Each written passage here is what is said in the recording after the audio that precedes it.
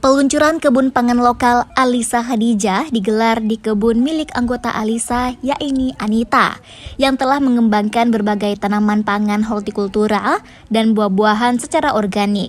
Kebun tersebut juga dirancang sebagai konsep integrated farming dengan menggabungkan budidaya tanaman, perikanan, dan juga peternakan dalam satu kawasan. Organisasi perempuan yang kita undang sekitar 20-an pada hari ini itu adalah organisasi yang berpotensi dan mempunyai lahan minimal di rumahnya untuk dijadikan pekarangan pangan lestari.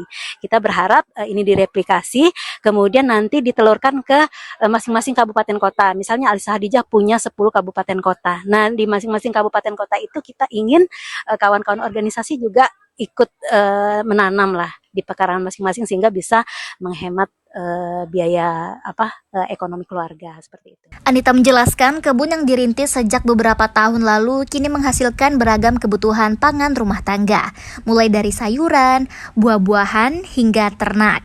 Menurutnya, pemanfaatan perkarangan dengan sistem organik tidak hanya mengurangi biaya belanja rumah tangga, tetapi juga menyediakan pangan yang lebih sehat dan aman untuk dikonsumsi keluarga. Sementara itu, Kepala Dinas Ketahanan Pangan Provinsi Kalimantan Barat, Manto, mengatakan peluncuran kebun pangan lokal merupakan bagian dari penguatan program pemanfaatan pekarangan yang sebelumnya telah diinisiasi pemerintah melalui gerakan Kenali Pangan ASI. Manto berharap langkah Alisa Khadijah dapat menjadi contoh bagi organisasi perempuan lainnya di Kalimantan Barat. Dan dinas terkait siap untuk memberikan support bibit gratis untuk ormas yang ingin membuat peluang yang sama. Kalau ini dapat kita tularkan, maka pemerintah mensupport melalui kanal-kanal yang ada, baik itu dari Dinas Pertanian, Tanaman Pangan dan Hortikultura, Dinas Kelautan dan Perikanan, Dinas Perkebunan dan Peternakan bersama-sama dengan kami. Ini akan menggelorakan semangat untuk memanfaatkan semaksimal mungkin tanaman pekarangan. Selain meluncurkan kebun pangan, kegiatan juga diisi dengan panen bersama serta penyerahan bibit tanaman kepada organisasi perempuan yang hadir. Pemerintah Provinsi Kalimantan Barat menilai kolaborasi lintas organisasi dan juga instansi menjadi langkah yang strategis dalam memperkuat ketahanan pangan berbasis potensi lokal. Sementara itu, Ketua Organisasi Alisa Khadijah ICMI, Aida Mohtar, menambahkan peluncuran kebun pangan bertujuan untuk mengedukasi para muslimah bahwa peluang berwirausaha juga dapat dimulai dari pemanfaatan lahan di sekitar rumah.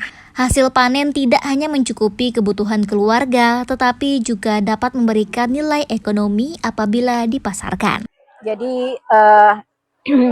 Jadi lewat kegiatan yang kami gagas hari ini yaitu meluncing kebun pangan lokal Alisa Khadijah, kami ingin mengajak muslimah lainnya, ya khususnya yang ada di Kalimantan Barat dan juga umumnya yang ada di Indonesia, bahwa lahan-lahan pekarangan kita yang kosong itu bisa kita manfaatkan menjadi sumber penghasilan.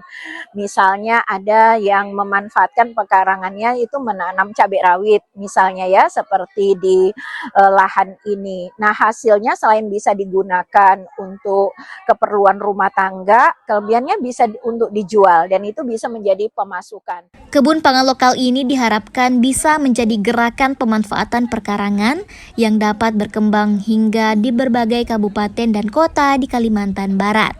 Selain mendukung ketahanan pangan, program ini juga diharapkan memperkuat kemandirian ekonomi keluarga, sekaligus meningkatkan kesadaran masyarakat terhadap pentingnya konsumsi pangan lokal.